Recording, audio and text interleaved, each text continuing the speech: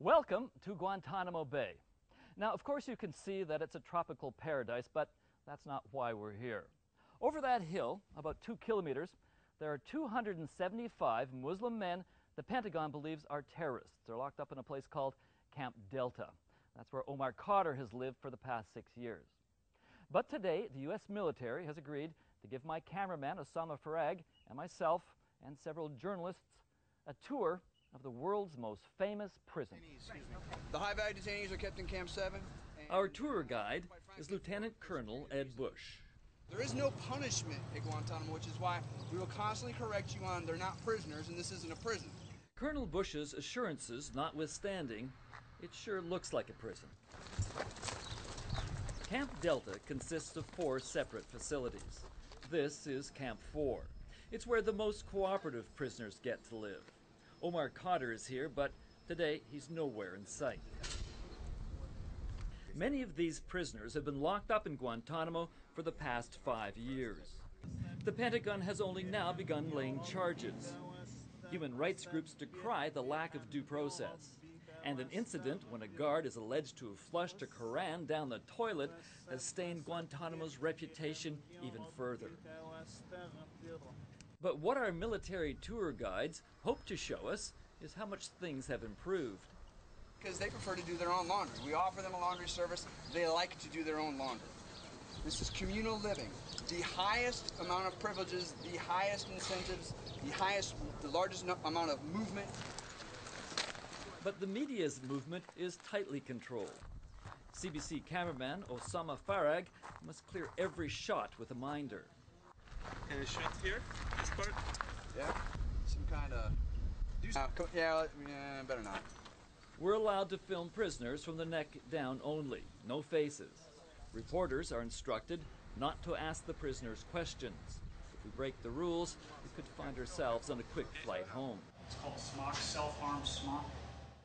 A camp commander shows us a communal cell block. A black arrow is stenciled on the concrete floor, pointing to Mecca. In the wake of the Quran incident, the commander wants the media to know the U.S. respects Islam. Laid out on 2 of the beds are the items prisoners are given on arrival.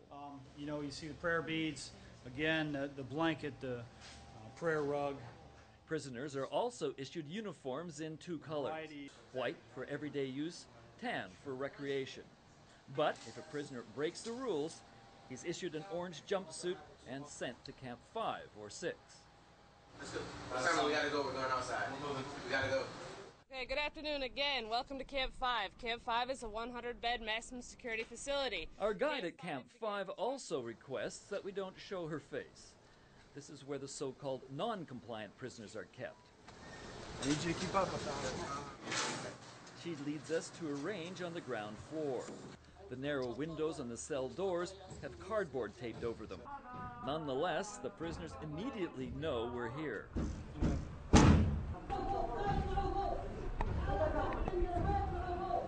The prisoners are demanding a telephone. We gotta go. Colonel Bush hustles us out. I want a peace between the detainees and the guards. And if we need to cancel our trip altogether in order to keep that harmony as best we can in the camp, we'll absolutely do that. That's a bit unique. I know Mike and Carol and Jane, that's the first time that I've heard them that upset. It's not uncommon to hear chanting or crosstalk, but obviously we were creating some, we're making some of the detainees upset. So we're going to get the heck out of there and allow them to open their windows back up and kind of keep the peace. If you look over here to the left... But our Camp 5 tour guide restarts the tour. She shows us an interrogation room, only she doesn't call it an interrogation room. In the vocabulary of the new Guantanamo, it's a reservation room. There's a table in there. They bring food and drink into them during the reservations. It also has a refrigerator, a TV, DVD, VCR combination, and a coffee machine for them to use during the reservation itself. Why it's called a reservation instead of an interrogation? We call all their appointments reservations. There's no reason. It's just we don't tell the guards exactly what they're doing. We say this detainee has a reservation. As the explanation continues, Osama spots a soldier counting out sheets of toilet paper. A privilege a prisoner loses when he's sent to Camp 5 is his roll of toilet paper. Here, it's doled out 30 sheets at a time. Okay, folks. Let's go, big guy. Prisoners spend 20 hours a day in small cells. A guard looks in every 3 minutes. Come on, they're waiting on us. There's an even higher security prison where Khalid Sheikh Mohammed, the alleged mastermind of the attacks on the World Trade Center and the Pentagon, is held. Last month, the Pentagon admitted Mohammed had been waterboarded, an interrogation technique in which the subject is force-fed water until he thinks he's going to drown. Human rights groups say it's torture. But the message from Colonel Bush is things have changed. Prison is about punishment and rehabilitation. We do neither one here. We are about detaining you, removing you from the battlefield, and then keeping you off the battlefield in as safe and humane way as we possibly can.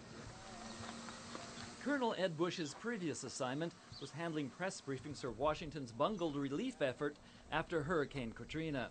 His job here is to explain a prison where there are no prisoners, where interrogations are reservations, and where the suicides of 3 prisoners are called asymmetric warfare. Doing damage control at Guantanamo can be a struggle. For The National, I'm Bill Gillespie at Guantanamo Bay.